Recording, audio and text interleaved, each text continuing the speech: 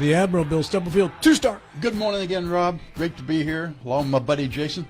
Senator Jason Barrett, 2 kids. Good morning. It's really nice to be back for the rare invitation to sit in my old Friday morning seat. You just can't stop being snarky, can you? It's just so natural Jill in you. said it was okay now. It flows like your hair gel. No, I said it so early. There, you might want to bring that microphone about 2 feet closer to you, just so we can hear you. I don't think my third grade teacher would agree, but I'll do it. Thank you. Welcome, Mr. Schultz. Great to be here. Also in studio, the senior member of this crew, Mr. Michael Carl. Good to be with you again. Pleasure's mine, sir. Thank you. And via telephone, Joseph Joey Toots Ferretti. Good morning, Joe. Good morning, gentlemen. Joe, Bill had some First Amendment questions in that first segment that I need some legal advice on. Bill says it's your protected speech to go down to the public venue of your choice and deface it with as much graffiti as you want to. That's not exactly what I said. That's what I heard, Bill. That's what I heard. You know what you heard, Jason? Yep. That's what I heard. Exactly what I heard. I was on an island by myself the first 30 minutes. He said you Joe. can write any message or any drawing, no matter how pornographic, and he supports it. Well, I'm sorry to say, Admiral, I don't think anybody's going to join you on that island. Because, Maybe that's what he wanted all along. both in terms of federal law and I think I'm safe in saying almost all states, probably all states, have laws regarding defacing public property as being a crime. And the severity of the punishment depends upon the extent of damage. A lot of states, the line of demarcation is $1,000. It becomes a felony if the damage is assessed to be greater than that amount. It's a misdemeanor if it's less than that amount. Typically doesn't involve jail time because we know our jails are overcrowded as it is. But the fines can be pretty hefty, and the costs to repair can be pretty expensive. So it is a crime. And in fact, there were people arrested down there on the Capitol grounds during these protests. So I think law enforcement was there, probably not as vigorous in numbers that we would like, but there were arrests. All right, Bill, are you satisfied? I'm satisfied. Once again, the legal beagles take me to task. Have you changed your mind now about going down to City Hall and typing your messages out on Kevin knows. building? Kevin knows personally. Kevin, you're safe. They've convinced me I should not come down. You're all good now? I'm all good. All right, Bill, I want you to behave yourself the rest of the show now. It could be beneficial if Bill did it, though, because then Kevin Knowles or somebody else supporting him could refer to him as a hostage when he goes to jail. Let's keep in mind that there's a couple of things going on here that we're not talking about. They pretty much defaced the Capitol of the United States while threatening everybody in it, including, sadly, Senator Capito. What do you mean we're not talking about? We've been talking about it for 3 years. But we're talking One of about us has, some for Palestinian protesters out in the street. We're not talking about the very guy who's running. And We have talked about it. It's just that January 6th wasn't yesterday, which is the point of a current events show. well, except for a current event show, you still have to match up your logic. Keep context. And on the day that we're talking about this presidential race, one of the candidates is calling those people hostages, not convicts, not criminals. Hostages. Your point is well noted, Mr. Schultz. All right. Just wait your turn. Is all I'm asking. I just had to put it in there. just wait your turn. And we go and something like All right, for the this. first time in a month, intros are back. Oh, boy. But they are back. I think I did my own. That's my weekend review. Well, what have I missed over the last few weeks? Well, let's take a look, or at least a few peeks. I begin my review with the Trump VP picks, which made me have to renew my subscription for Netflix. The guy we got ultimately is Hillbilly Elegies J.D. Vance.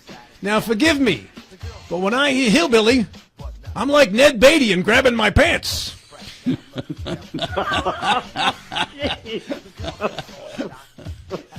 Had to let that one float around the room for those of you old enough to remember the movie.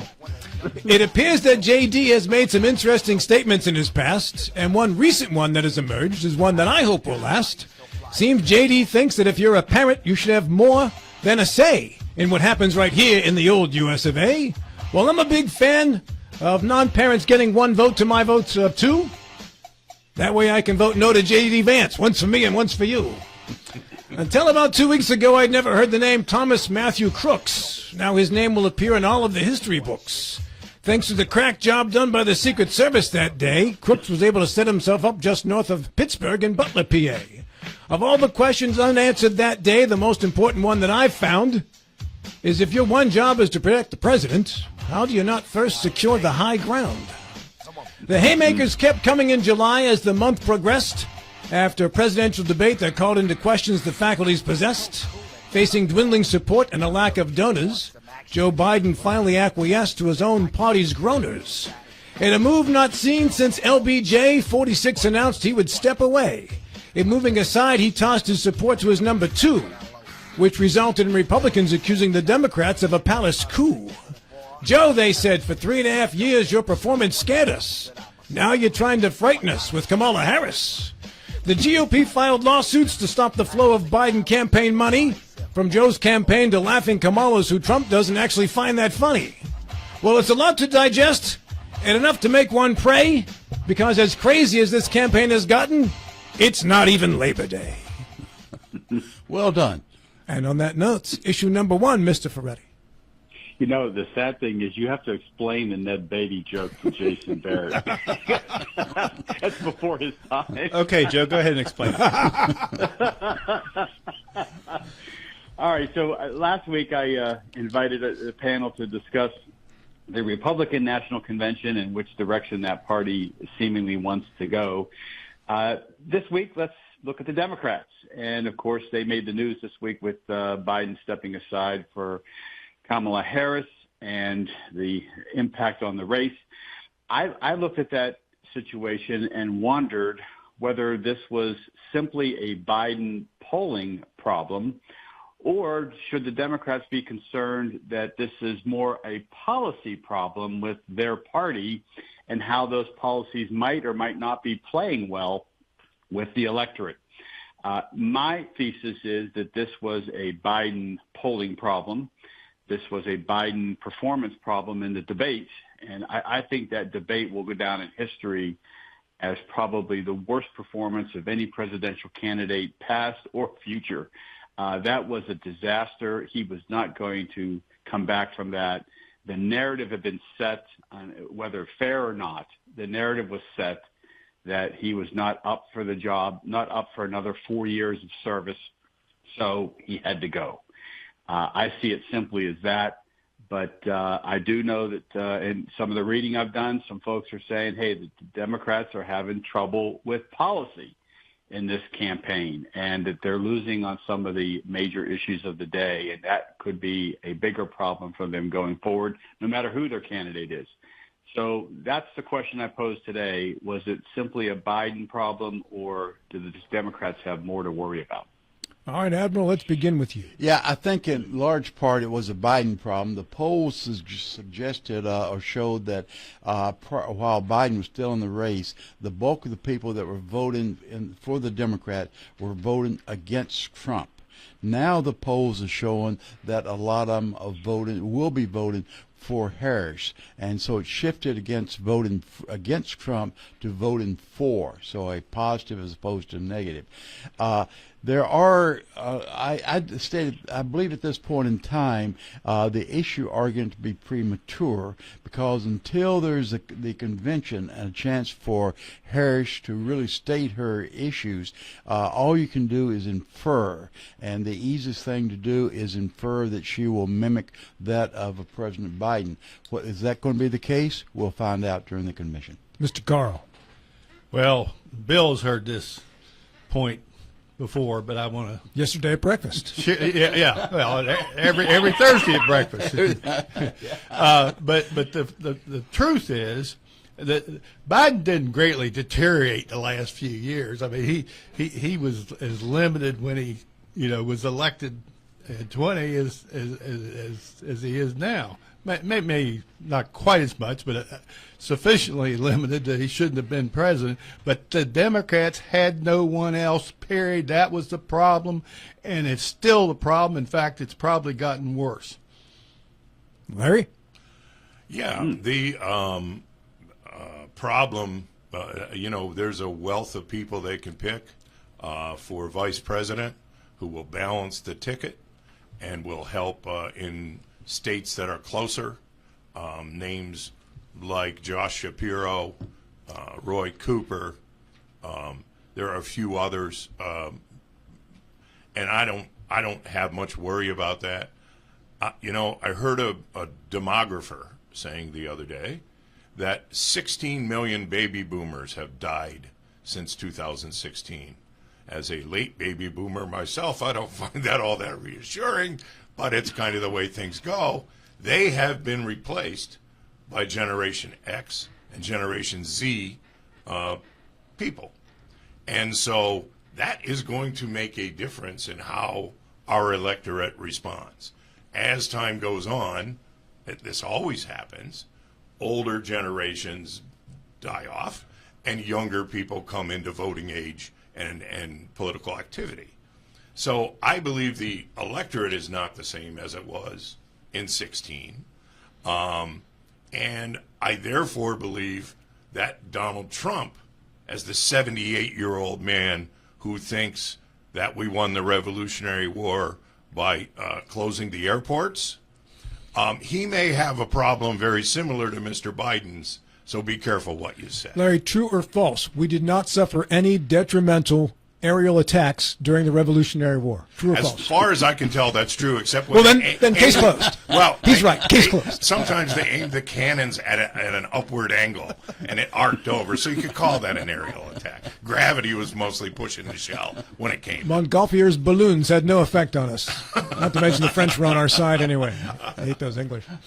Mr. Barrett. Well, to Joe's question, what policy or Biden, and I think that Joe Biden was going to, before the debate happened, Joe Biden was going to lose this election because of policy, because of high inflation, the cost of groceries and motor fuel and all the things that working people across this country are struggling with. Then the debate happened, and if Joe Biden had not resigned as the nominee, this was going to be the closest election, similar to Reagan versus Mondale. I mean, it was going to be an absolute electoral college landslide. I think with Harris now in the race, I think that you will see more younger people, more of the progressives that say, okay, now we have someone that we can go vote for. I think the race becomes a little closer. I still think that Trump is going to win this handily. But back to Joe's question, I think it was about Biden, his perception of his cognitive ability, and frankly, his cognitive ability, not just the perception of that, and his struggles. That people see, not from just a physical of him shuffling around, but also not knowing where to walk off the stage, being totally confused, and I think that's really what led to all of this. By the way, intersection of Edmund Miller Boulevard, North Raleigh Street in the area of the CVS there is shut down due to a traffic accident in the last half of an hour. Go ahead. Let me add to Jason's point, and I think Jason is making a good point, that since Harris has been the candidate, if you will, presumptive candidate, there's been over 100,000 new volunteers to sign up to support the Harris candidacy. That's a pretty impressive number in a week's time. Mr. Ferretti? Well, the reporting that I've read eventually got to the point where Biden himself was convinced that he was the problem, which is why he made the decision to get out, I believe. He was shown in Senate races, the contested Senate races, and where the Senate hangs in the balance, Democratic candidates in some of those states, and I'm looking at Pennsylvania and Virginia, Montana, the Senate Democrats were outpacing Biden in those states. That's a bad sign. And then we had the situation with some of the states that are typically blue or have turned blue in the last 2 or 3 election cycles. New Mexico, Colorado, Minnesota were suddenly competitive. I think Virginia was another one. So when he started seeing that data, finally, from his closest advisors, he saw that there, as Jason suggested, there was going to be a potential here for a cataclysmic loss for the Democrats in November, and he felt that the need was there for him to step aside. So I think he was convinced that he was the problem. And as hard as that, I'm sure it was for him to accept, given that he won the White House for the Democrats in 2020 and beat back Donald Trump, I'm sure it was a difficult act of persuasion that took place with his family and closest advisors, but he was ultimately shown that he was the problem.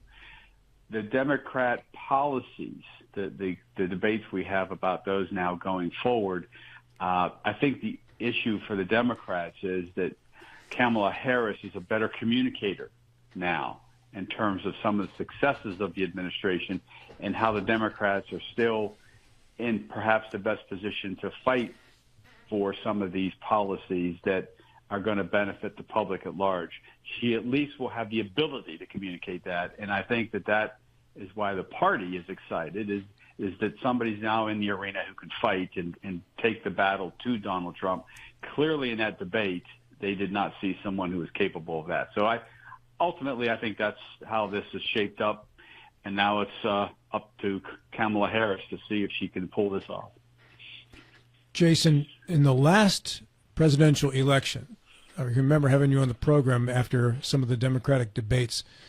You all along had said that Biden was the one Democrat that could beat Trump. But Harris did pretty well in the first couple debates. In fact, she got a lot of attention for that. And Biden, in the first two elections, the caucus in Iowa and then New Hampshire, I think he finished fourth and then fifth. And it wasn't until South Carolina when he got saved.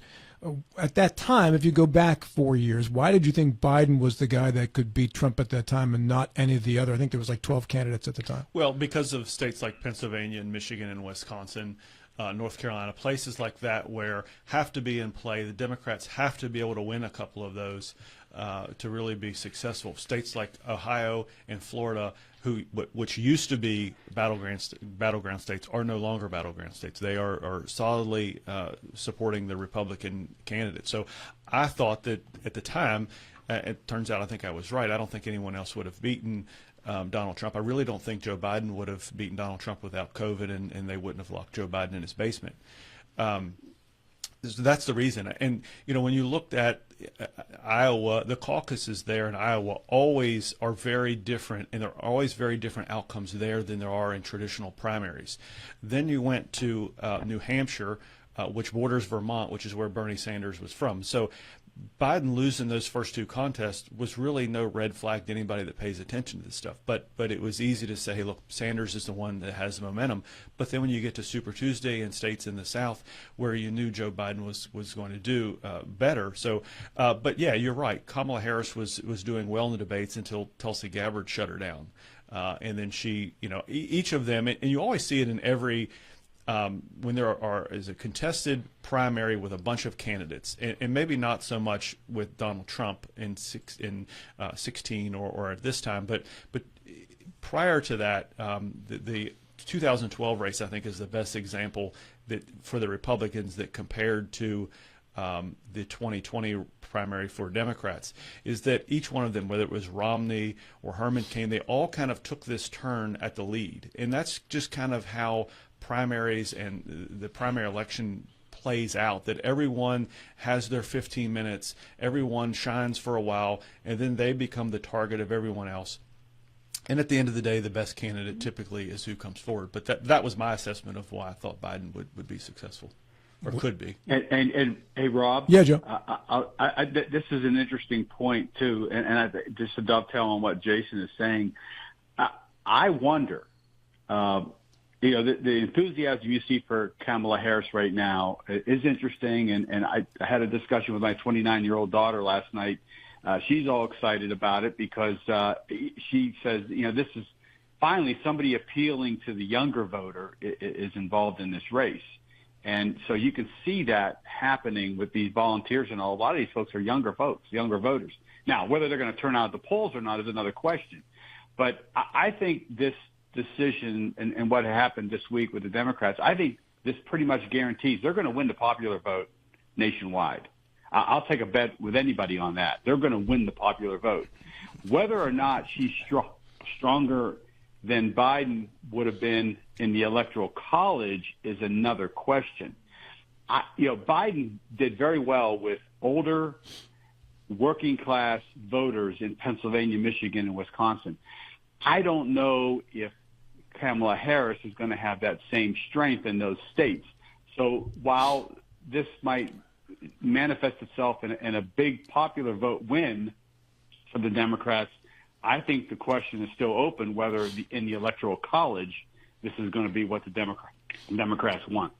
And Joe, and I think that Harris going to Wisconsin first to kick off her campaign was telling, a very critical swing state, and also her choice of vice president, which will target either Pennsylvania, Arizona, or North Carolina, all of which are critical states. Everybody is totally overlooking and trying to hide the fact that early in the 2020 Democratic primary, Harris did very poorly, and she ended up, not being a factor at all. So what's changed since then? What's she done as vice president to overcome that disaster, political disaster in 2020? Mike Carl was staring directly at Larry Schultz, almost baiting Larry to respond. Sure. Larry says sure. It's the same old double standard that we always hear. Joe Biden ran for president in 1988, got blown out in the primaries, and then he came along, and he got 8 million more votes than the guy that most of the Republicans think is a man without problems and a man without difficulties. He got 8 million more votes, and he was only a few years younger than he is right now. So I believe, nobody knows for sure what's going to happen, but I believe that Kamala Harris can run a solid campaign and can select a vice president who doesn't think that childless cat ladies are wrecking the country, and thereby appeal to people of a variety of views. And I think she's going to be fine. I agree with Joe. Larry, you denigrate the childless cat lady vote, but let me tell you something. They turn out. They show up on election day. Well, let me tell you something else. You know who's a childless cat lady? Taylor Swift. She's got 100 million Instagram followers. You think that plays in this? Do they vote, though? Oh, well, I got a feeling once she asks them to, they will. I don't know. Yeah. I'm not sure about that. But going back to Mike's question, what happened to Kamala Harris? South Carolina happened to her. Yeah. She was Clyburn stepped up and put his arm around Joe Biden. She was running a decent campaign and was well established, as were some of the others, until South Carolina came along. Joe, I give you 60 seconds to put a bow on this thing. Go right ahead. Well, I think bottom line is that it was inevitable. We were kind of talking about this on the show for the last couple of weeks. It was inevitable that Joe Biden was going to have to step aside. His time, unfortunately for him, has come and gone in terms of serving as a president. And no one could project that he was going to be able to do the job 4 years from now. So that was pretty much it for him. Now, this process that the Democrats are going through, the convention coming up, it'll be interesting to see how that plays out and whether or not this move is going to pay off for them. There's a lot of work for them to do. They're behind in this race. I don't think there's any question about that still. But the race has been reset. It's back to where it was before the debate. And what the Democrats do with it from here on is going to be a very interesting situation. Dylan, I have 30 seconds. Do you have something for us? I just wanted on the record that Kamala Harris dropped out before the Iowa caucus, December 3rd, 2019. And it was actually the week before Super Tuesday that people like Pete Buttigieg, those that were more Biden's taking away from Biden's votes, that dropped out. And Elizabeth Warren stayed in the race leading into Super Tuesday. Essentially, the Democratic establishment rallying around Biden, just putting him right up against Bernie Sanders and no one else. Good stuff. Thank you, Dylan. Hey, it's 9 o'clock. This is Talk Radio, WRNR Martinsburg and TV 10. Admiral, you were on the clock.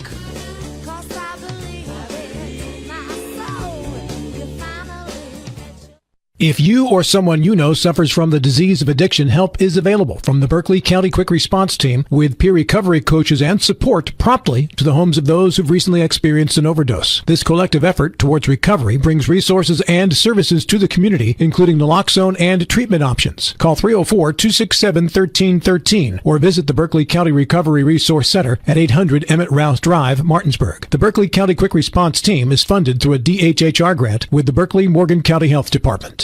The future doesn't wait. Why should you? Blue Ridge Community and Technical College offers over 60 degree and certificate programs in education, IT, culinary arts, engineering, and so much more. Small class sizes, flexible schedules with evening and online classes, affordable tuition, plus financial aid is available to those who qualify. Now you can go to college. Visit us online at blueridgectc.edu. That's blueridgectc.edu. Stop waiting and enroll today. Did you know that anybody can have lunch at Berkeley Senior Center? Hello, this is Amy Orndorff, Executive Director at Berkeley Senior Services. We serve a healthy, nutritious, and delicious lunch 5 days a week at 217 North High Street in Martinsburg. For seniors age 60 and up, the charge is by donation only, and for those under 60, it's just $7.25. And while you're here for lunch, take a look at all of our great programs and activities. Find out more, including our daily menu, at berkeleyseniorservices.org or by calling 263-8873. We look forward to serving you. The Berkeley County Youth Fair, a summer tradition that everyone looks forward to. Carnival rides, bull riding, truck pulls, and demo derbies. Your favorite fair food. Come support the area youth at livestock competitions and see all of their hard work. Follow us on Facebook or check us out online for the complete 2024 fair schedule. It's the Berkeley County Youth Fair. 8 action-packed days of fun for the whole family. August 3rd through the 10th. Welcome back to Golden Asian Buffet. I'm Ryan, and I'm so excited to show you our massive buffet with over 150 incredible fresh items. Food lovers, you're gonna love this buffet with over 150 items with everything from appetizers all the way down to desserts. This buffet is massive. For family, friends, and foodies alike, you are gonna love this place. Appetizers all the way down to desserts, meats, seafoods, and much, much more. Come on down here to Golden Asian Buffet and check out their incredible buffet. Panhandle Printing and Design, your local one-stop print shop. We help people manifest their visions, make them come to life. From logos, posters, and window graphics, to banners, business cards, promotional items, car wraps, and more. The options are limitless. One thing's for certain, when you visit Panhandle Printing and Design, you'll be delighted to work with our prompt, professional team as you describe to us what you're looking for. Envision, create, and bring your ideas to life with Panhandle Printing and Design.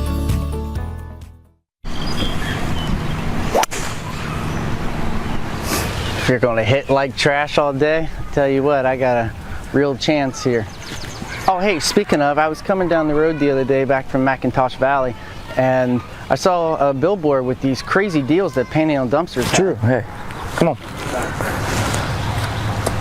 Oh, and did you know that if you sign up, you get your first month free? Dude, sorry, man.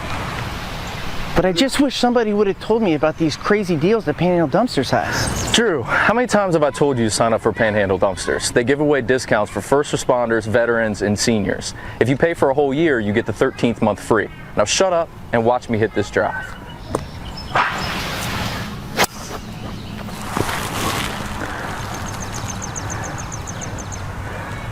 Signing up with Panhandle is like a hole-in-one every day.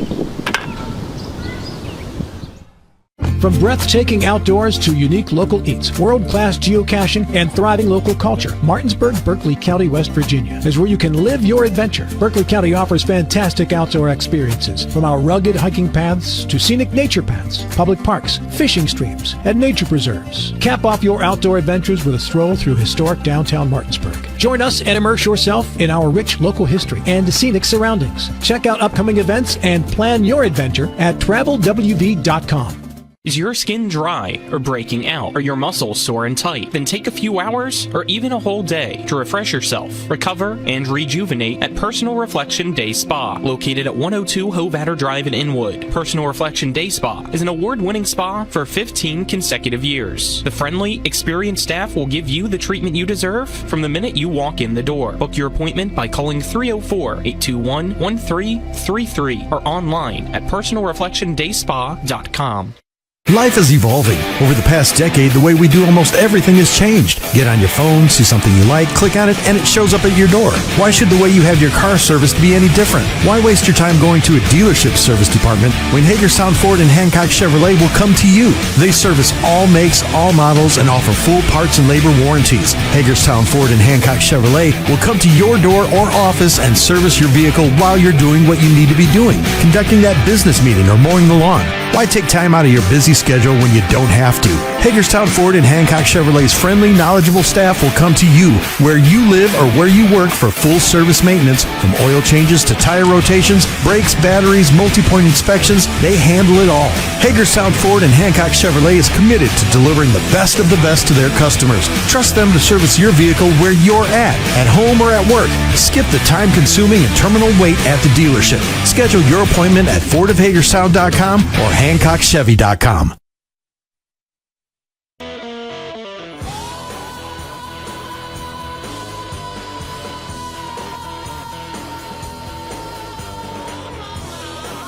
This segment of our program today brought to you by Hagerstown Ford. You can get your next vehicle off their website. They'll deliver it to you. You don't like to take it back at Hagerstown Ford. They also bring the service to you now, too.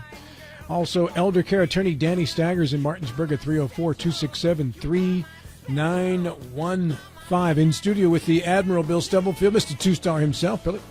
Good morning, Rob. Hey, Rob, if you're going to start bringing a fact checker in, let us know before the fact. We'll be a little more judicious in what we say. You've had a tough hour, Abner. I've had a tough hour. I mean, you're getting beaten up. And Dylan's came in and made some apologetic statement, but he did not say where. No, he didn't. Yeah, so he left me out there all by myself, very vulnerable. What does judiciousness have to do with this show?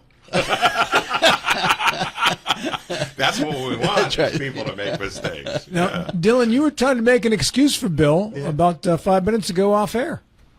Listen, I tried to say, I wouldn't have remembered that Kamala was dropped out before any votes were cast either if I didn't Google it myself a couple days ago, because I was wondering myself. It's like, how does she do in that primary? And I was like, or she's not even listed in Iowa or anything else, and looked it up, and yeah, she dropped out in December. I was like, well, I didn't remember that either. If I didn't Google it, I wouldn't have remembered. So I was trying to give Bill some credit. Let's leave it right there, Rob. Let's don't go with what you added to it. Dylan, you're a young fella. That's excusable. Bill's been around a while. He should know better. Well, I didn't remember the specific details that he just recited, but I remember that she went out early. Yes, you did. Yeah.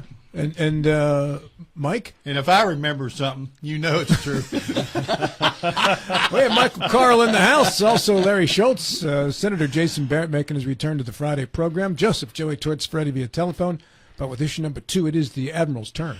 Yeah, during the last couple of election cycles, we've had 3 or 4 issues that seem to be that developed legs and became the major determinant, the tipping points, if you will. One was border, another one or immigration, the second one was abortion, and also economics. My question is, will these 3 prevail, or will there be a new tipping issue in this particular cycle? All right, so what would be the next issue, if not for those mentioned already by Mr. Stubblefield? And let's go to the telephone with Joe Ferretti first. Oh, I was hoping you wouldn't come to me first, because I'm racking my brain to think what the issue. I think that we're probably going to see, and it's unfortunate, but we're probably going to see gender and race enter into this issue in this election. It was interesting that the Republican leaders had to go to their rank and file members and tell them, cut it out. Let's not do this. Some of the references to Kamala Harris being a DEI hire. If you want to set young people off, just go down that path. So I think they're going to try to quell that kind of discussion. I hope it's not an issue. We've got plenty of issues to talk about in this country, and I hope that that doesn't become an underlying theme here. And I suspect it won't long term, but I think we've got to get over the initial responses that some people have made and probably will make regarding Kamala Harris. The other issues, you can't help but wonder about what people refer to as these foreign wars. We don't have boots on the ground in either theater, but we are providing lots of money and lots of support. And so I think more so than the previous election, it's clear that foreign affairs are going to be an important issue. I think our role in NATO, which Trump brings into question. I think our role in Ukraine, which Trump brings into question. And I think the need to solve this problem and end the hostilities in the Middle East, at least for the time being, are going to be front and center in this campaign. Mr. Carl. Well, obviously they need to get away from the issues that they try to avoid and continue to avoid.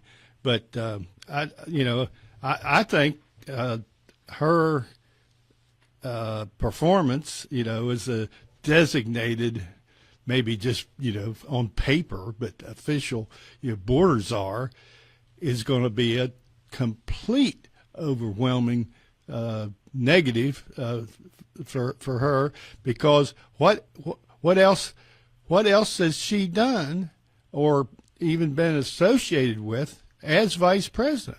That they are going to be searching for something that I don't know exists. So they've got it's going to continue just to be an attack on Trump and say as little about why Harris is good as they can get away with.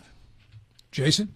Well, I tend to agree with Mike. I think that from the Democrat perspective, I think what they're going to talk about is the 34 felony convictions of Donald Trump. I think that's what they're going to focus on.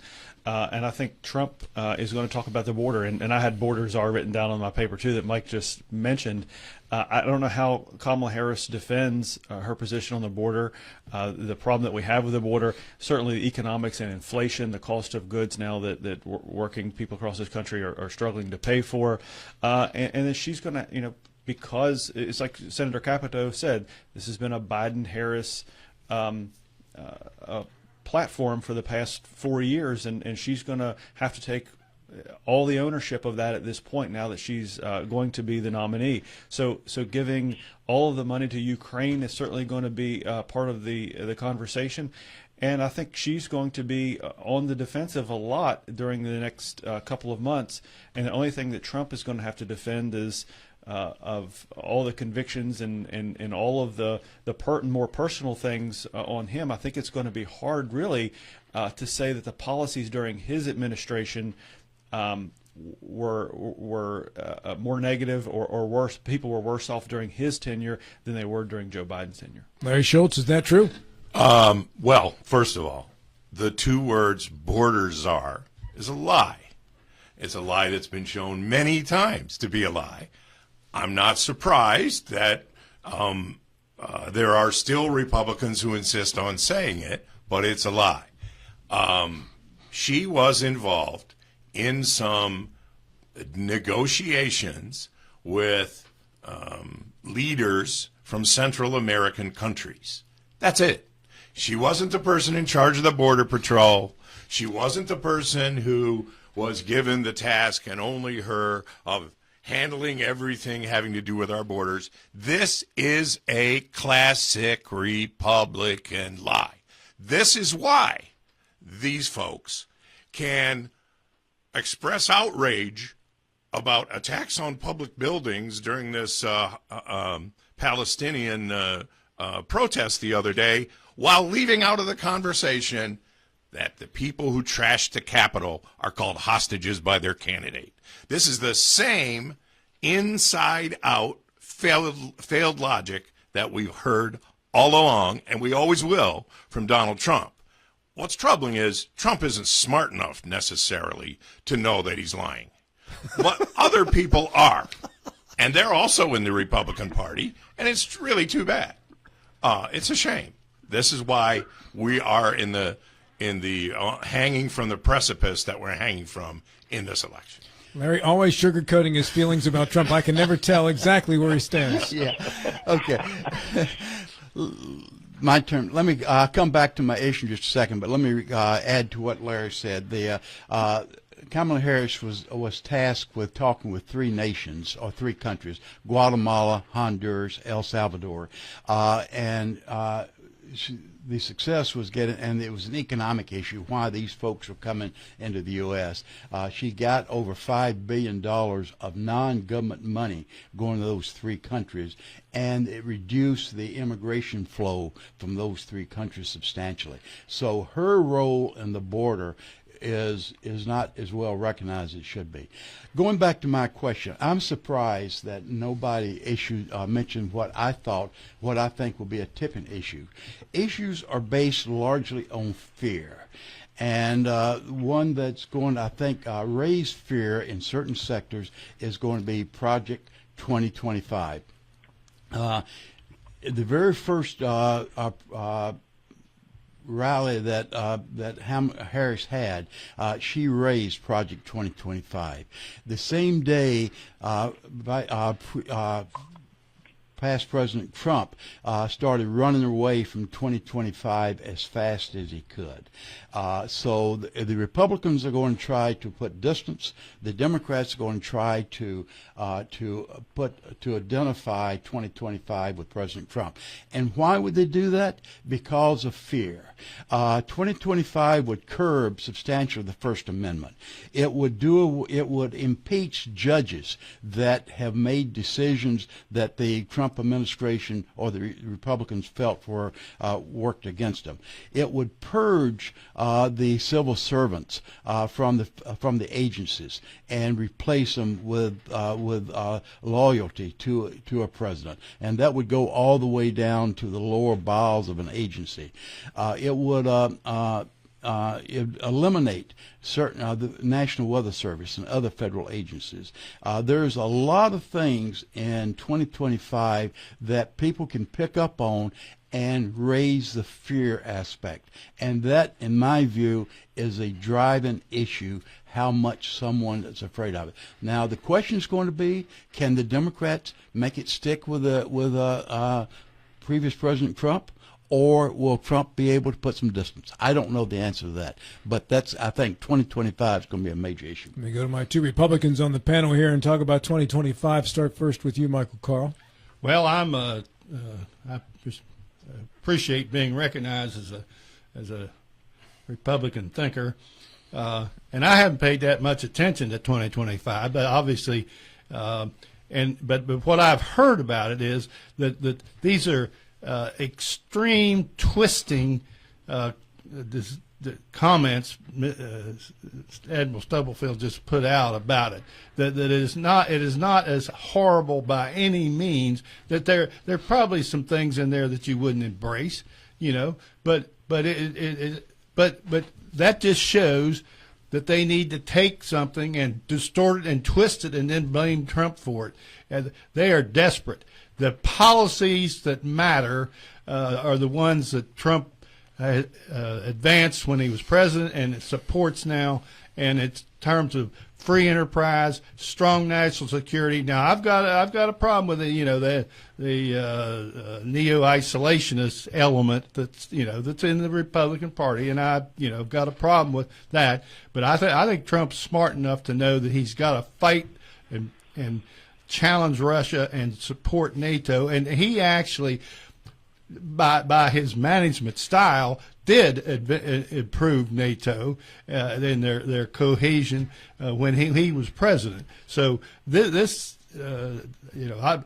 stuff about 2025, it just shows how desperate the Democrats are that they're focusing on a few extreme elements of that that paper. And I haven't. It's not so important that I've paid any attention to it. Jason, your choice. You can comment on 25 or go to issue number 3, which is yours. Well, I'll do both if you don't mind. You have that right. Thank you. As I recall, just a week or so ago, Donald Trump gave a speech, a campaign speech, where he spoke against 2025, and the crowd cheered. So, I think that Mike's right that this is going to be something where it's along with the 34 felonies, it's one of the things that people are going to talk about Trump, not talk about the policies or the way the economy was during his time as president, but more attacks on these type of things. Bill made the point, and he was right, $5.2 billion was spent in a private public investment during that time, but there was also $4 billion in direct assistance from the federal government. And so I think people are going to want to know, with that $4 billion, and she was tasked with figuring out the root causes of some of this border crisis. What did we get for that $4 billion? And I'm not sure she has a good answer for that. Moving on to my topic, one that Larry and others have kind of mentioned earlier today, is the Kamala Harris's choice for vice president. So my question is, who do you think she should pick? Who do you think she should avoid? But who do you ultimately think she will pick? Very good. Mr. Schultz, let's start with you. Oh, okay. I'm not sure I'm qualified to say who she should pick. I mean, I know a fair bit about our governor, but I don't know very much about these other governors who are on the list. I've been interested to listen to Governor Walz of Minnesota, to Roy Cooper of North Carolina, which is certainly, it's a state that I think Biden lost to Trump by less than 2%. And so almost by definition, that's a swing. And so, Josh Shapiro of Pennsylvania. Pennsylvania is going to be, he's pardon me, a pretty popular governor up there. And it's going to be very much in contention, and probably one of the most contentious states in this election.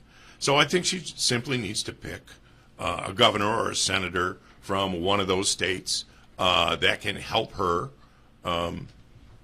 get together with her, and together they can win those states and tip the election. Mr. Stubblefield. Yeah, I think it's going to be from one of those 3 states, plus Arizona, the senator from Arizona. Kelly? Mark Kelly, yeah. So all of them are, I think, will bring a lot to the campaign. I do not think it'll be Brashear from Kentucky, because I don't think Kentucky is going to be in play. But I think that Pennsylvania, North Carolina, and Arizona will be in play. There's some speculation it could be the governor from Michigan, Whitmer. But again, I don't think country is ready for 2 women on the docket. Maybe we should be, but I don't think that will happen just yet. So I think it's going to be one of those 3, Governor of North Carolina, Senator Kelly from Arizona, or Shapiro from Pennsylvania. And let me point out, this half hour has been kinder to you, Bill, because Jason said you were right about something, so you're on a roll. I'm on a roll, and Jason acknowledged it, and that's and after I called him snarky right off the bat, he's a big man. He's a big man. He could have gone all negative on you, but he's coming around. He's coming around. He's a good man. He's coming around there. So is it too late to take back that snarky comment? It's never too late to apologize, Bill. It's just too late to accept it. The floor is yours. What do you got, Dylan?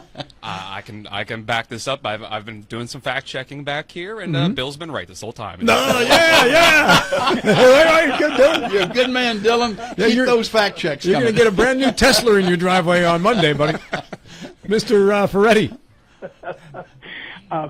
Well, to stay consistent with my thinking that Kamala Harris is a weaker electoral college candidate than the 2020 Joe Biden was, I think she should pick somebody from one of these states that she has to win. So that would immediately bring to mind Josh Shapiro from Pennsylvania, Gretchen Whitmer from Michigan, and Mark Kelly from Arizona, though Arizona is not as pivotal as Michigan and Pennsylvania are, because Arizona only has 11 electoral votes. But nevertheless, those are 11 votes that she's going to need. So I think she has to go in that direction. As to where she will go, I've heard she's very comfortable with Roy Cooper, the governor of North Carolina, another state that she has a fighting chance in.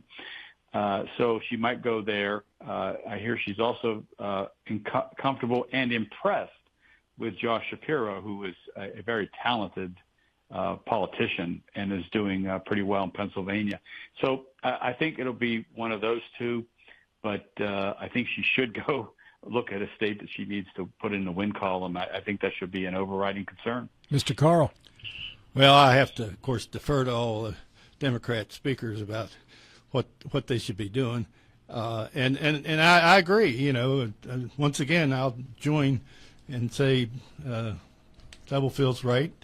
they're all right about what's the best thing for Harris and the Democratic ticket. And those people, I think the one exception of that array is Pennsylvania, because I think Trump's going to carry Pennsylvania, and the margin will be based on the fact that they feel guilty about being the site of his assassination attempt. So, interesting. That so I say don't pick the Pennsylvania guy. One of the others would be what she needs to do. There's a candidate that is not, or a person that has not been mentioned that I think be far and away the best of all the candidates, but she will not be considered, and that's going to be Raimondo for the Secretary. Gina Raimondo. Yeah, Secretary of Commerce, who's governor of Rhode Island.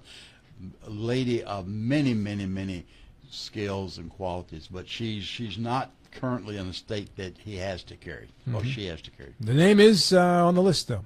From what we understand. Mr. Barrett, it comes back to you. Well, I had the idea in mind that all of you would say that it needed to be from a state that she needs to win. And I agree with you. I think that you're all right.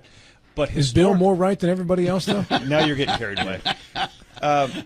Come on, Jason, you're on a roll a second ago. Yeah. Don't back off now. Don't get weak-kneed.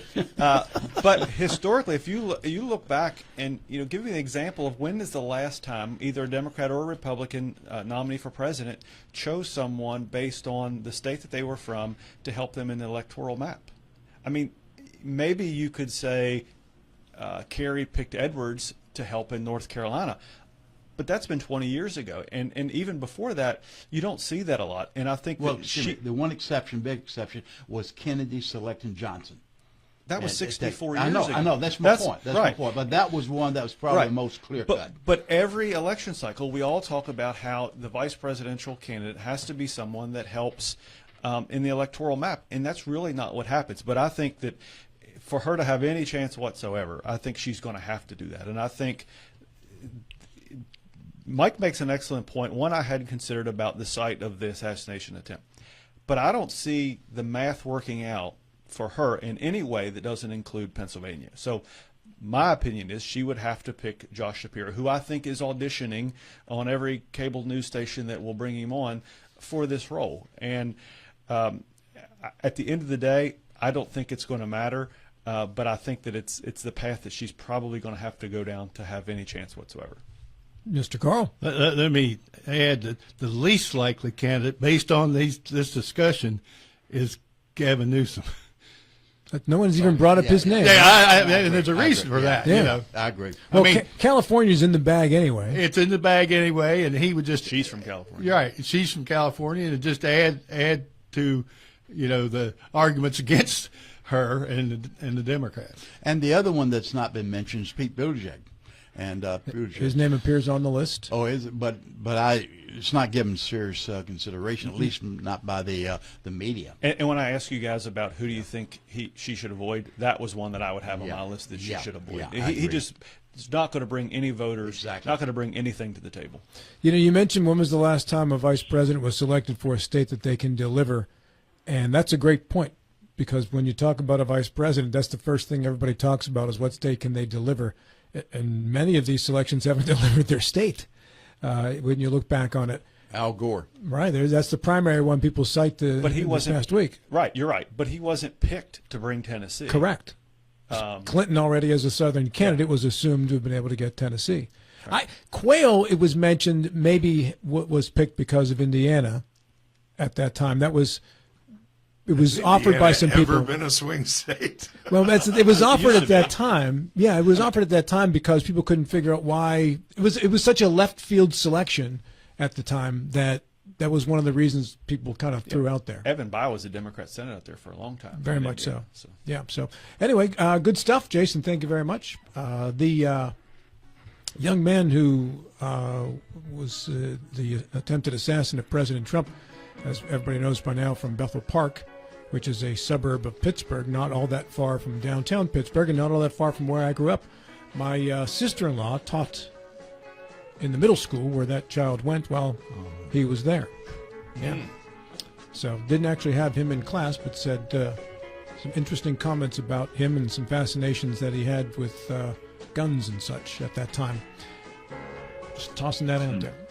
This segment of our program is brought to you in part by elder care attorney Danny Staggers in Martinsburg at 304-267-3915, also by Hagerstown Ford, and by WVU Medicine, Berkeley Medical Center, Jefferson Medical Center.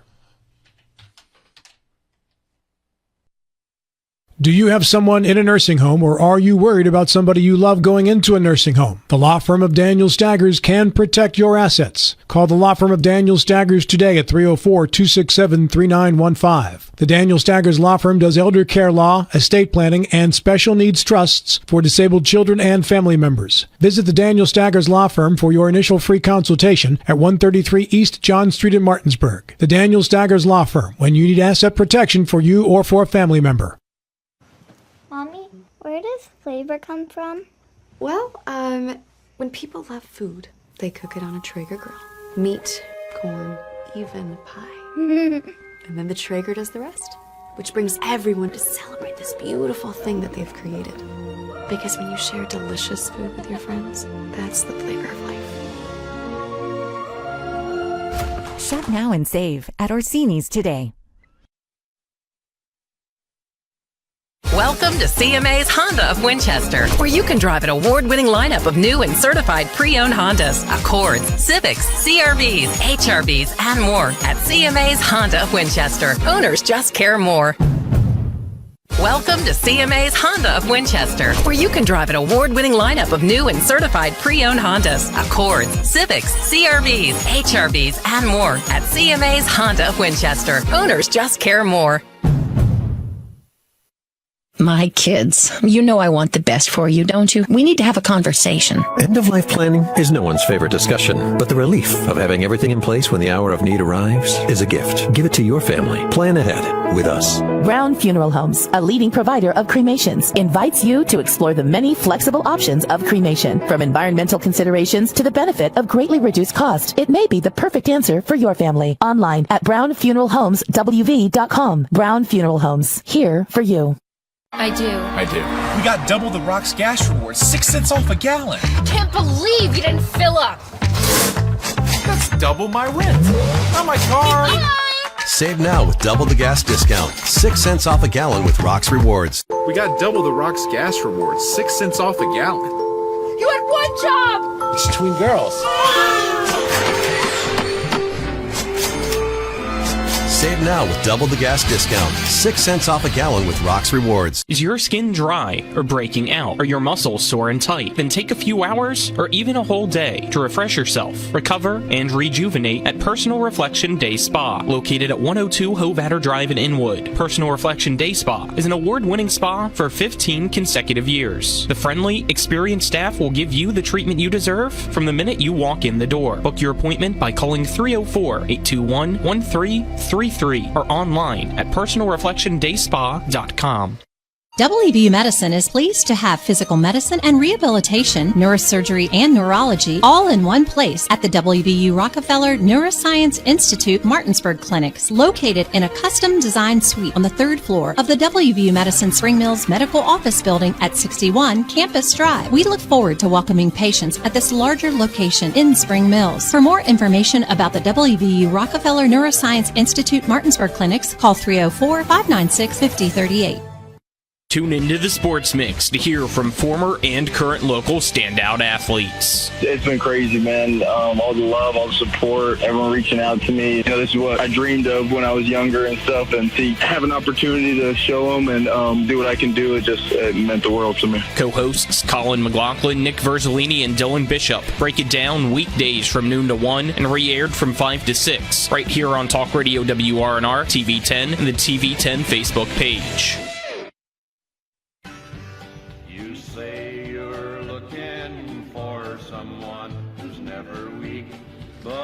We are produced by Chillin' Dylan Bishop and brought to you in part by the Skinner Accident and Injury Attorneys at SkinnerWins.com, by WV Medicine, Berkeley Medical Center, Jefferson Medical Center, leading healthcare here and everywhere. Also by L.A. Roberts Jewelers in downtown Martinsburg, where you can get that special someone, that special something.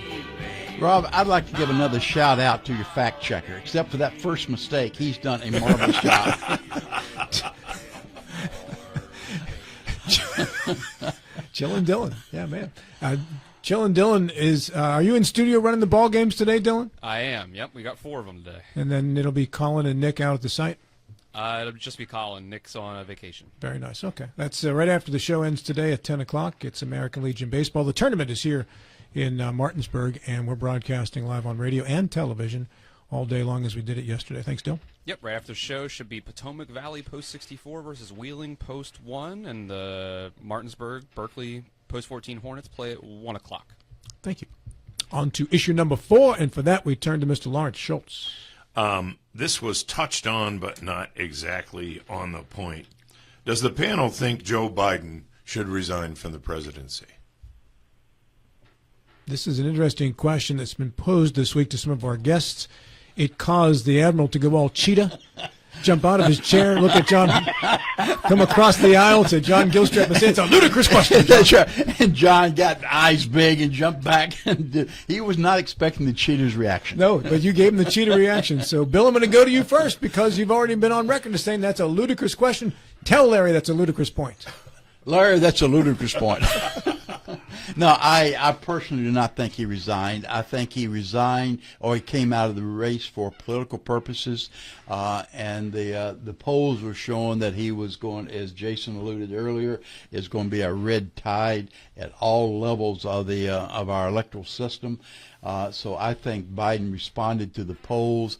He may not walk as crisply as did at one time, but I've seen no, and the debate was pathetic. There's no question about the debate, but I've seen no evidence that that our nations are at risk with him being president at this point in time. So you rule out the debate where he had an hour and a half of television as evidence? Well, was that an anomaly, or is that consistent? If it was consistent, then yeah, that's telling. I've not seen a real repeat of that. Now he looks walking up and down the steps of the airplane. He does a lot of shuffling. He does not. He's an old man. He looks old. But no, I don't. I think he's still fit to be president. Mr. Barrett, this is a tough question to answer, to be quite honest, and. You know, I tend to think that he's made it 3.5 years. We're only talking about another few months. There are a lot of Republicans, and what I talked to Senator Capito about was there are a lot of Republicans that are suggesting that he resign, and I'm trying to understand the political advantage to that. Is it to tie Kamala Harris to the Biden administration? That's clearly already happened. I mean, she cannot walk away from or step back from the administration. She's been the number 2 there for, at the time of the election, 4 years. So I don't understand the political advantage. Again, there are a lot of conservative women that don't want to see the first female president be Kamala Harris, and why should the Republicans be the ones calling for that? So I don't think it's going to happen. I don't necessarily think it should happen. If it was going to happen, it should have happened already. I think that's the point to be made. Good points, Mr. Schultz. Yeah, I think. Oh, wait a second. That's your point. I'm sorry. Yeah. Never mind. Yeah, my bad. I've answered. Yeah. So, Mike Carl. Well, I agree that he should not resign. I don't think he's any worse than he was when he started. but the disaster that would, the calamity, in many areas that would come from that, to have her ascend to be president, starting with the U.S. stock market, would just be a really scary thing. And so I'm asking President Biden to hang in there and do his duty. Mr. Ferretti. Well, I was curious to see how Shelley was going to answer that question, Rob, that was posed this morning to her, because she did come out publicly a day or two ago and say he should resign, which I scratched my head about, because I mean she serves at the foot of Mitch McConnell, who has had his own challenges in terms of age. So and still to this day is the majority leader of the Republicans in the Senate. So I wondered how she was going to handle that question. She still, I think, this morning indicated that she thought he should resign due to the fact that she feels his announcement that he's not going to run is an indication that he's not capable. I don't think his speech the other night was an indication he wasn't capable. I think he was clearly saying that, as we discussed this morning, the polls were not favorable to him. The race the trajectory of the race had to change, and he saw that his stepping aside was the change that was needed. Look, is it a fair question? Yes, given how poorly he did on the national stage in that debate, it's a fair question. But I think looking at this practically, what are the implications if you have a president step aside before the end of his term and someone had taken over? I don't know if we've examined that aspect of it closely enough, and I think the implications could be pretty serious. So to me, he's not shown an inability to do the job. I think by all measures, including what Shelley said 3 weeks ago when she interacted with him, he seems capable of doing the job, so that should be case closed. I think it's an interesting call by Republicans to have him step down immediately, because right now, as you go into a debate, you're debating a vice president, which has a different cachet to it than debating the president. So if I'm the Republicans, why do I want to elevate the vice president to the most powerful position on the earth for a debate? Why would I want to do that? But Republicans seem very eager to do that, Jason. That's right. And Donald Trump is way up in all the polls that matter in the swing states. He's on the path to victory now. Why change it and jeopardize that for the reason that you just mentioned? That's the part that I don't understand. I think the Republicans made a real mistake of attacking Biden too early, putting him in the position before he was nominated. They should have absolutely our party should have just allowed him to be nominated and then start those attacks. And then they're stuck with him, and it's the easiest win since Reagan beat Mondale. And I just don't understand. Which calls a mistake. Which calls into question the June debate timing. Right? I was shocked when that debate happened. Why in the hell is this debate so early? A presidential election never happens in June. Right.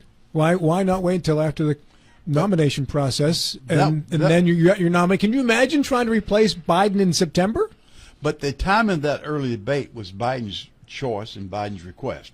Trump agreed to it, but it was Biden's insistence it would be early. Because he thought that he could recover after a bad performance when it happens that early.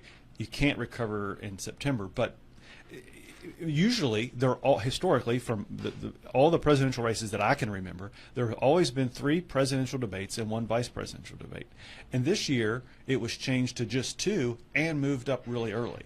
And I think you're right, Bill. Jesus, I said that again.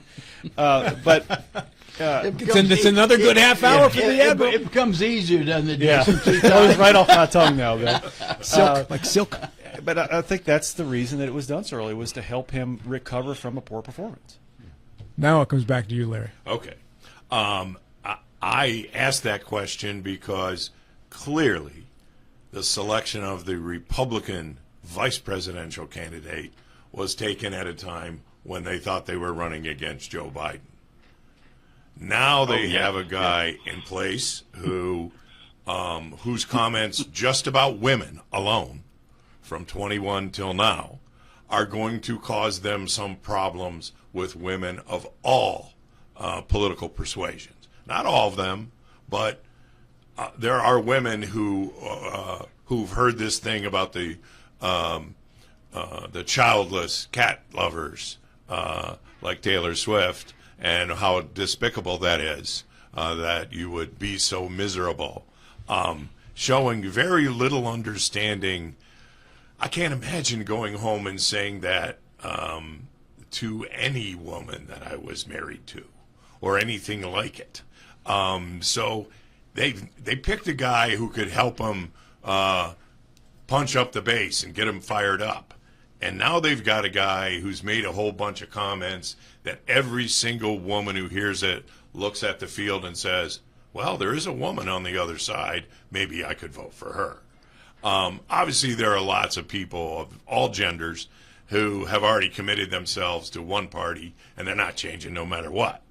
But I believe that if Joe Biden left the presidency and Kamala Harris became the president, that would help the vote for her from the people who are already leaning as hard as they can away from Trump and Vance, even some Republicans and independents.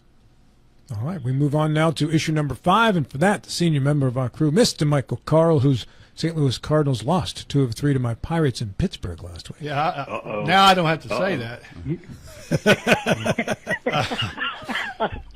Get a little West Virginia angle to this national political scene.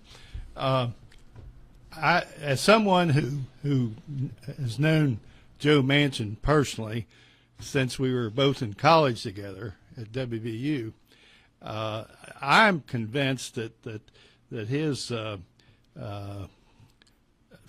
sort of confirmation that he is not returning to the Democratic Party is to preserve his image as a clear thinking, reasonable politician, and stay away from today's National Democratic Party.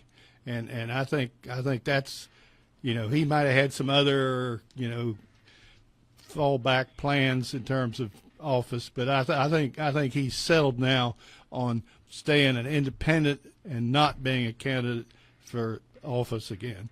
And that's, again, based on, but I wonder what everyone else thinks. Yeah, the greater motivation of Senator Manchin to switch to an independent and then made the announcement he was thinking about going back to being a Democrat, and then the speculation about running for president once President Biden, former Senator Biden, decided that he would drop out of the race. There was a lot of Joe Manchin in there for 24 hours in the news cycle, Joe Ferretti. Yeah, and I felt, look, I like Joe Manchin. Everybody knows I'm in business with his cousin. I think a lot of them, Rob, we've had some personal interaction with him in the studio there time and again. And to me, on a personal level, a great guy. Under the definition of bad political timing, his renunciation of his Democratic Party candidacy and his being part of the party and then renouncing that was the worst political timing imaginable when you look at it in hindsight.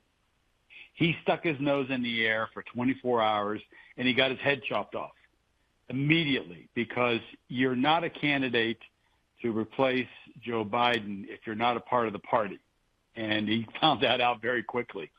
So I thought it was a sad spectacle. I hated to see him even subject himself to that, even because he went out on the morning shows immediately and threw his name out there. And it wasn't even 24 hours.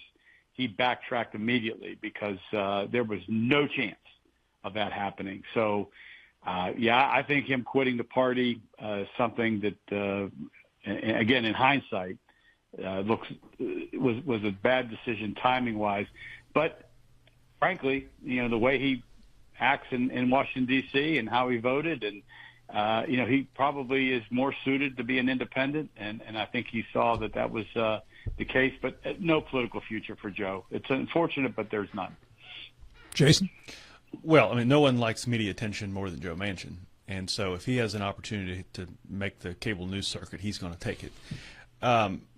But to Joe's point, I don't think that had Joe Manchin not switched parties, had he still been a Democrat, and all these events still play out the way they did, as soon as he announced that he was going to consider being the nominee or throwing his name out there, the same thing would have happened. There was no way in this world that the National Democratic Party was ever going to nominate someone to the middle like Joe Manchin. They certainly, with all of their DEI all the time, there is no way that they were going to pass over the sitting vice president who is a woman of color. That is never going to happen, whether it was Joe Manchin was a Democrat, an independent, or anything else. So I think, back to Mike's original question, I think that what Manchin switching parties at the end of his career, one, did open this window because he did switch parties the very last day to be able to run for the United States Senate in West Virginia. So he, as an independent, so he had that calculation in his mind when he did it. But also, again, to Mike's point, he switched to an independent at the end of his career to solidify his legacy of being his own person and being a moderate and not being in lockstep with the National Democratic Party. Larry? I'm sure they were excited in Fairmont. That's about the only place. I have friends in Morgantown who were like, what is he doing? Even back when he declared he was an independent. I don't think people in other parts of this country understood for even a moment what he thought he might be able to do.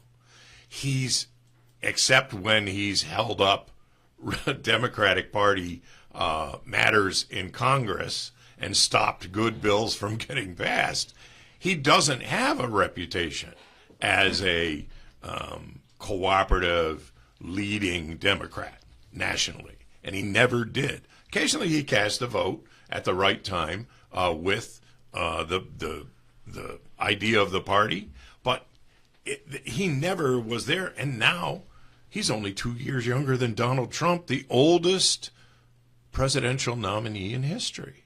So, yeah, that's a real problem, and I can't imagine what made him think, oh, there's going to be a groundswell from Central Illinois for my candidacy. Nobody cares. And so, that just amazed me, and I don't know what he thought. Billy? Yeah, I've always viewed Joe Manchin as someone, astute politician that is able to gauge the political winds. But I am, like everybody else, confused about his recent actions. I can see why he went independent for reasons that Mike and Jason mentioned, but throwing his hat in the ring, the only way that Joe Manchin can achieve the presidency would be through an open primary system or through a third party. If you go with electorates, the delegates to the convention, by general definition, they're more ideologically committed on each extreme, both the Republican and the Democrat, than the average voter. So he would be trying to ask ideologically committed, hardcore Democrats to vote for someone that was more moderate. That's not going to happen. The only way he said he could do it if an open primary system very early in the game, which he chose not to do. Do you think there's some regret Senator Manchin has of not exploring a run for the presidency within the last 8 years? I think so. I think what we're seeing it right now. I think that's exactly right. So I think this is different because his time has come and gone, and like we've seen with Biden, nobody wants to give up on a dream. So yeah, I think that there probably is regret. I don't think so. I think he's smart enough. He's a savvy enough politician to know that he could have never won. And these guys are right. Everything has a season, and Joe Manchin and Joe Biden's season is up. Biden was born just before the baby boom. Trump is the first year of the baby boom, and every boomer will turn 60 years old before this calendar year is over, just to put a little bit of age context on it. Mike? Well, I agree with the comments, but I think most importantly, Joe has done what was right for West Virginia, and when I see him next, I'll tell him that. So, what as you go? Let's take 30 seconds apiece. Go around the room here, and I'll start with you, Joe. What is the legacy of Joe Manchin as his political career winds down? Well, Amanda tried to play both sides against the middle, and he tried to, put his feet squarely in the middle. He wasn't always successful, but I think he's shown that an independent party still is not able to break through nationally in terms of becoming a viable option for elected office. They've got plenty of work to do. Larry? I think he will live on in West Virginia as a great governor, a politician who, despite his party's particular direction, would take some independent stances. But that's not necessarily the thing that makes you qualified or sets you up to be a presidential candidate. And I was kind of surprised that he thought he might be one. But, having said that, he did a good job as governor, and he did a good job as a senator for the most part. Billy? Yeah, his legacy, I think he did what he thought was right for West Virginia. He is very consistent. Michael? Well, I'd just say amen to that. Again, Bill, you get another... He's having a good hour. Yeah. But I'm getting used to all this, Priest. I agree. And as the National Democrat Party moved, far to the left, he pushed back and did a good job to promote West Virginia's interests as much as he could. Mr. Barrett, 30 seconds. One of the last Democrats on the national stage to be somewhat moderate and independent. In West Virginia, he was able to weather just about every Republican storm and win elections, and I think that's probably what his legacy will be. Good stuff, guys. Thank you. Back with final thoughts. You're going to get 8 seconds apiece, so make sure you use each and every one of those preciously. Don't waste a single one of them.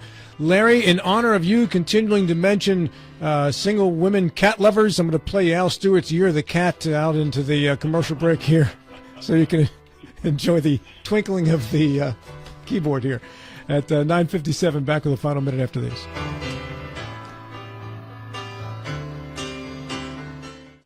We're the Skinner Brothers. Most folks only need a lawyer once or twice in their lives. And when they're injured or in an accident, most people don't know what to do. We get it. It can be overwhelming. Nobody likes to be told you need a lawyer, but that's why we're here. We want to get you back to your normal life and help you recover. So if you or a loved one has been in an accident, give us a call. Let us figure out how we can get you compensation. Reach us at SkinnerWins.com or Google Skinner Lawyers. We'll treat you like family. With 4 new car dealerships and 4 used car dealerships in 3 states, Parsons is the largest used car and fastest growing new car dealer in the tri-state area. Take Parsons Ford with huge savings on hundreds of new Fords, financing from 0%, Parsons' goal of financing for all, and Parsons' famous above market trade-in allowances that help make Parsons #1 for used cars too. See why so many won't buy anywhere but Parsons Ford in Martinsburg. We became #1 by making you #1 first. Parsons. When you're looking for the perfect gift, look no further than L.A. Roberts Jewelers at 146 North Queen Street in downtown Martinsburg. Choose from a huge selection of unique items, from the finest diamonds that make your eyes sparkle to exquisite timepieces, figurines, and collectibles. Buying from L.A. Roberts Jewelers means that you've made the decision to do business with people who've excelled in the industry for more than 100 years. They'll be here tomorrow when you need them, and if you need your jewelry or your watch repaired, they'll do that too. L.A. Roberts in downtown Martinsburg. Old World Jewelers for a new age. John's Pool Supplies, your local one-stop shop for all of your swimming pool needs. Located at 237 Eagle School Road, John's Pool Supplies has over 30 years of experience and a large selection of products, services, and supplies for your pool or hot tub. From custom liner installation and pool inspections to free water testing, call John's Pool Supplies at 304-267-2000 or go to johnspoolsupplies.com. Final thoughts, Joe Ferretti, we start with you. Sorry, personal appeal here. If anybody has West Virginia Penn State tickets, call me. Larry Schultz. Call me first. It won't be a long-distance call. Bill Stubblefield. It's nice to have a biased fact checker in-house. Yes, it is. Chillin' Dylan Bishop, Michael Carl. Despite losing the series to the Bucks, the Cards are still a game ahead. And for now, we're hosting the Nats today. 5 seconds, Jason Barrett. Our daughter turns 2 months today, so happy 2 months to Vandalia May. Very nice. It's 10 o'clock. Baseball is next. This is Talk Radio, WRNR Martinsburg and TV 10. We'll talk to you in 70 short hours.